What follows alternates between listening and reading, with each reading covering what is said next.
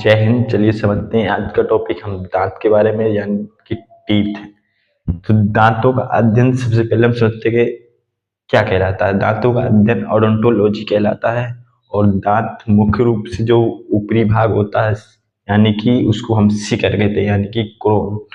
और जो इसका नीचे का भाग धंसा हुआ होता है उसको हम रूट यानी कि जड़ कहते हैं। तो जो ऊपरी भाग होता है उसे क्रोन और जो नीचे भाग होता है उसे जड़ यानी कि रूट कहते हैं। तो मानव के दांत जो होते हैं वो गर्द दंती यानी कि जो मसूड़े होते हैं, मसूड़ों में जो धसे होते हैं, यानी कि गर्द यानी कि धसे हुए, दंती मतलब दांत, गर्द दंती मतलब मसूड़ों में धसे हुए होते हैं।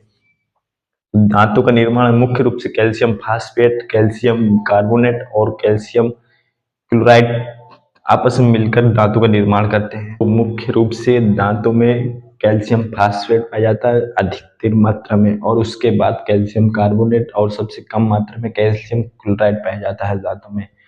जो दांत होते हैं वो फ्लोरीन की उपस्थिति में दांत का मतलब क्षय होने लगता है। जो दांत का ऊपरी भाग होता है उसे इनामेल कहते हैं, और जो इनामेल के निचले वाला भाग होता है उसे हम डेंटाइन कहते हैं।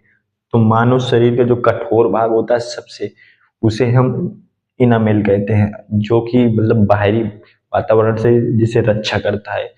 मानव दांत दो प्रकार के उगते हैं, एक द्विबारदंती और एक बारदंती। यानी एक बारदंती को परमानेंट टीथ कहते हैं, यानी कि ये सिर्फ एक ही बार उगते हैं, जो कि अकल के दांत होते हैं। इनकी संख्या 12 होती है। ये लास्ट के जो मोलर होती है उनकी वही दांत होते हैं जिन्हें मतलब एक बार दंत कहते हैं, ये सिर्फ एक ही बार उगते हैं। जो द्विबार दंती होती हैं उन्हें दूध के दांत भी कहते हैं। इनकी संख्या 20 होती है, यानी कि ये दोबारा भी उगते हैं, एक बार गिर के दोबारा भी निकल आते हैं। दांतों का जो ऊपरी भाग वो कहलाता है इनामेल, और उसके नीचे का भाग जो अंदर का भाग होता है उसे हम डेंटाइन कहते हैं। और जो ये नीचे मसूड़ों में धसे होते हैं उन्हें हम रूट कहते हैं। और जो रूटों के बीच का जो भाग होता है उसे हम ग्रीवा या नेक कहते हैं। चलिए समझते हैं दांतों के प्रकार के बारे में। तो दांत मुख्य रूप से 4 प्रकार के होते हैं। पहला होता है इंसीजर, जिसे हम कृंतक कहते हैं। दूसरा होता है किनाइन, जिसे हम रदनक कहते हैं। तीसरा होता है प्रीमोलर, जिसे हम अग्र चवर्णक कहते हैं। चौथा होता है मोलर, जिसे हम चवर्णक कहते हैं। तो इंसीजर का यानी कि कृंतक का काम होता है भोजन को काटना, मतलब कई टुकड़ों में बांट देना, डिवाइड कर देना। केनाइन का यानी कि रत्न का काम होता है भोजन को चीरना या फाड़ना। जो ये लंबे लंबे से दांत दिख रहे हैं इसे हम केनाइन कहते हैं। जो बीच में यानी कि 4 तो दांत होते हैं उसे हम इंसीजर यानी कि कृंतक कहते हैं। इंसीजर का काम सिर्फ भोजन को काटना होता है, और केनाइन का यानी कि रदनक का काम होता है चीरना फाड़ना। ये जो बड़े बड़े से दांत होते हैं। प्रीमोलर यानी कि अग्रचर्वणक, ये बच्चों में पाए नहीं जाते हैं, इनका काम होता है भोजन को चबाना।